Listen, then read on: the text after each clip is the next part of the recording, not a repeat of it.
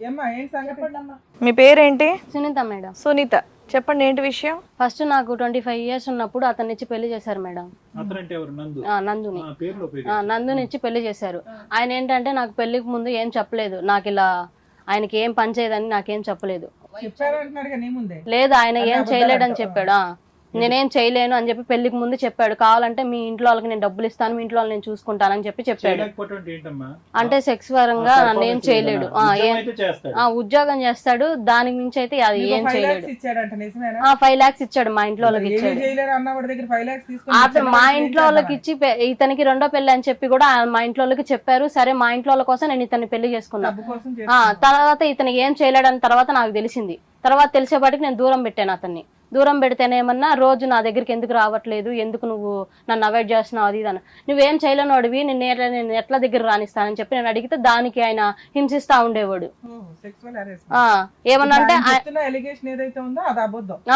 4-5 సార్లు అడిగేదండి, నేను 4-5 సార్లు చేయలేను, అందుకనే ఈ రకంగా అంటుంది.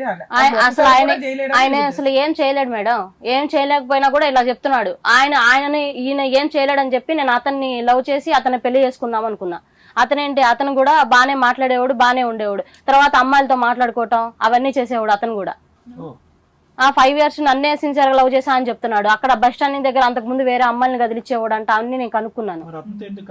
అతనితో అంటే తను నేను ఇష్టపడ్డాను కాబట్టి తనతో ఉందామని చెప్పి వస్తే తనతో నాకు తెలియకుండా నేను దగ్గర రానిట్లేదు అని చెప్పి వేరే అమ్మాయిలతో బయటకు వెళ్తాం అవన్నీ చేసేవాడు.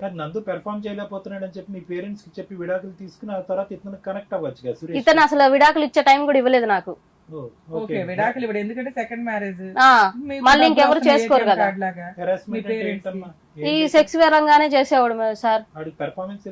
లేదు అంటే నేను చేయకపోయినా నాతోనే ఉండు, నువ్వు బయటకు వెళ్ళొద్దు, అట్లా చెప్తా ఉండేవాడు. ఆఫీస్కి వెళ్ళంగానే ఫోన్లు చేసేవాడు. నేను డైలీ మాట్లాడాలని చెప్పి ఇసుకిచ్చేవాడు, వంట చేసుకుని ఇచ్చేవాడు కాదు, అట్లా చేస్తా ఉండేవాడు. నా మీద అనుమానం కూడా ఉంది. అట్లా నేను బయట తిరుగుతున్నాను అనుకుంటాడు, కూరగాయలకి వెళ్ళిన అనుమానం పడతాడు. ఎక్కడికి వెళ్ళావు, ఎంతసేపు ఫ్రెండ్స్ తో తిరుగుతున్నావా.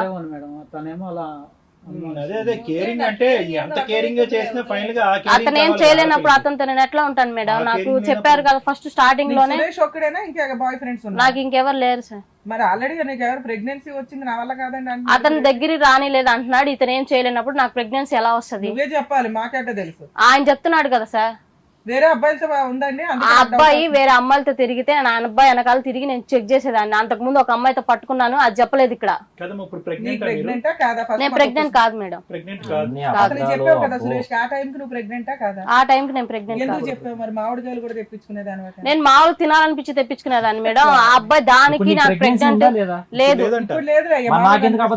5 నెలల సంవత్సరం క్రితం ఆయన నన్ను ఏం చేయలేనప్పుడు నువ్వు ఎట్లా నన్ను చేస్తావు, నువ్వు 5 సంవత్సరాల నుంచి నన్ను దూరం పెట్టావు కదా, ఎట్లా చేస్తావు నువ్వు నన్ను? నేను దూరం పెట్టాను, అందుకే అమ్మాయి నేనేం పట్టించుకోలేదు, కానీ 6 నెలల నుంచి కడుపు వచ్చిందని చెప్పాడు. 6 నెలలు బట్టి దూరం పెట్టాను, అంతకు ముందు బానే ఉన్నావని చెప్పాడమ్మా. అంతకు ముందు బానే ఉన్నానని చెప్పావా నువ్వు? 4-5 years బాగా చాలా బాగా లౌక్యంగా.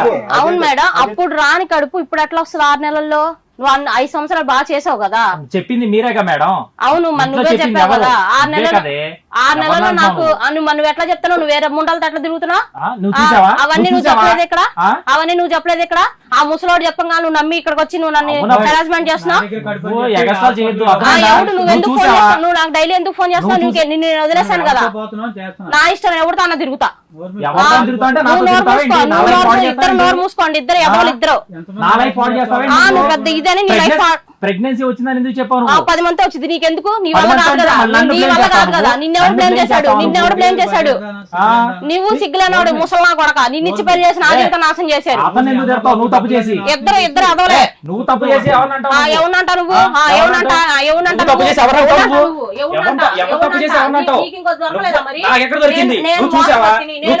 నేను మోసగత్తాను కదా, నీకు ఇంకో దొరకలేదా? 6 నెలలు కడుపు ఉందని చెప్పి నాకు చెప్పావు.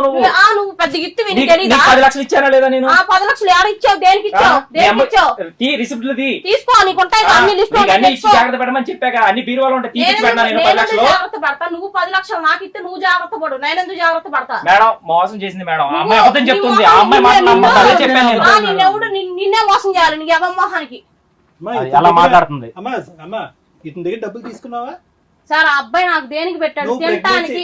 ప్రెగ్నెన్సీ అని చెప్పి అదే పనిగా హాస్పిటల్ పని అని చెప్పి అదే పనిగా డబ్బులు తీసుకుంటున్నావు అని చెప్పి సార్, అమ్మగా బాగలేదు. అదే అలిగేషన్ అతను కూడా చెప్తున్నాడు. అతనికి నేను నా దగ్గర కూడా డబ్బులు తీసుకుంటాను. తీసుకోలేదు. 3 లక్షలు ఏదో మీ అమ్మకి హెల్త్ బాగాలేదని ఇచ్చారు. ఆయన ఇచ్చాడు, ఈయన కాదు. ఆ ముసలాయన ఇచ్చాడు, ఈయన కాదు. హెల్త్ బాగాలేదా? నిజంగా అమ్మకి ఆ ముసలాయన నువ్వు ఎన్ని చేసావు? నీకు లేకపోతే నీకు పని చేయనప్పుడు నాకు చెప్పాలిగా, పెళ్లి చేసుకునేటప్పుడు. ఆ విషయం నువ్వు నాకు పెళ్లి ఎంత ఎందుకు చెప్పావు? మీరే డబ్బులు ఇచ్చి కొని తెచ్చుకున్నారు కదమ్మా. మేం తెచ్చుకోలేదు సార్. ఆయన నాకు నా పిల్లం చచ్చిపోయింది, నా పిల్లం అది ఆమెకి లవర్ బాగాలేదు. ఎవడు అడుక్కున్నాడు? నువ్వు అడుక్కున్నావా? మా నాన్న దగ్గరికి వచ్చి మా నాన్న అడుక్కున్నాడు నిన్ను వచ్చి. నువ్వు మా నాన్నగానే నువ్వు పెద్ద అందగాడు అని నన్ను పిచ్చి పెళ్లి చేశారు నీకు. అందరికీ నమస్కారం. నేనండి మీ శ్రీవాణి. హిట్ టీవీలో ప్రసారం అవుతున్నటువంటి ఇది కథ కాదు జీవితం కార్యక్రమానికి మీరు చూపించేటటువంటి ఆధారాభిమానాలకి మేము ఎప్పుడు కృతజ్ఞులై ఉంటాం.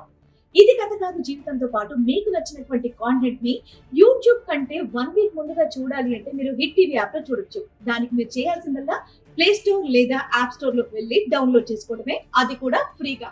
అంటే మమ్మల్ని మోసం చేయడమే నీ పని? నువ్వు మోసపోయాను. 5 సంవత్సరాలు నువ్వు వాడుకోలేదా? 5 సంవత్సరాలు నువ్వు వాడుకోలేదా? మోసం చేశాను ఇద్దరు ఇద్దరులాగా వచ్చి చెప్తున్నారు ఏంది? ప్రేమించాలని చెప్పి వచ్చి నేను ప్రేమించాను 100 మంది చెబుతా, 100 మంది వచ్చి ఇట్లా మాట్లాడతారా? నువ్వు సిగ్గు లేకుండా నాతో ఎందుకు పడుకున్నా నీకు సిగ్గు లేదా? మరి పెళ్ళయిందని కదా చెప్పారు, పెళ్లి చేసుకున్నానని కదా చెప్పారు. పెళ్లి చేసుకున్నా మేడం. అమ్మాయి అదే నేను మోసపోయానని చెప్తున్నాను మేడం.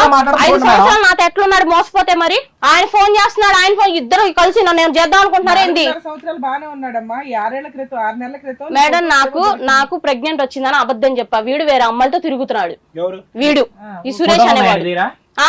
నీ దగ్గర నాకు 10 లక్షలు ఇచ్చినట్టు నీ దగ్గర ప్రూఫ్ ఉందా? తీసుకొని రాపో. తీసుకొని వచ్చి చూపించండి. నువ్వు అంటే నా దగ్గర తీసుకోలేదని నువ్వు నాకు ఎప్పుడు ఇచ్చావు 10 లక్షలు? నువ్వు అమ్మాయితో తిరుగుతున్నావు చెప్పి 3 లక్షలు అడిగి నేను ఆయన అడిగి తీసుకున్నా. ఆయన ఇచ్చాడల్లా ఆయన అడుగు. అది సార్ మీ దగ్గర అడిగింది, నా దగ్గర అడిగింది. ఎవరు నువ్వనే? ఆ బోకర్ నా కొడుకు అల్లుతో వచ్చి నోరు మూసుకుంటా. ఇచ్చావేంటి? నా దగ్గర 3 లక్షలు తీసుకున్నా.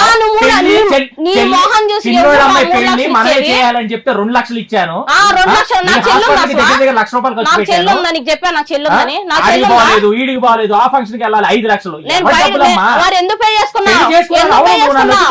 మరి నువ్వు నన్ను పెళ్లి చేసుకున్నప్పుడు నేనేం చెప్తా అదే చెయ్యాలి. అర్థమైందా? అమ్మాయి బానే అడుగుతుంది బాబు. నీకు ఫైనాన్షియల్ పంచాయతీయా, అమ్మాయికి అక్రమ సంబంధాలు ఉన్నదని పంచాయతీయా? ఇప్పుడు ఆ ప్రెగ్నెన్సీ ఉందా లేదా? ఇప్పుడు చెక్ చేయించుకున్నా లేదని చెప్తే నీ చంప పగల కొడతా. కాదు బాబు, ఇప్పుడు ఆ అమ్మాయి క్లియర్ కట్ గా నేను ప్రెగ్నెంట్ కాదు అని చెప్తుంది. ఇందులో డిస్ప్యూట్ ఏముంది? అది ఒక టెస్ట్ తో తేలిపోయేటటువంటి అది కాదు ఇష్యూ. ఇంకా అమ్మాయి క్లోజ్.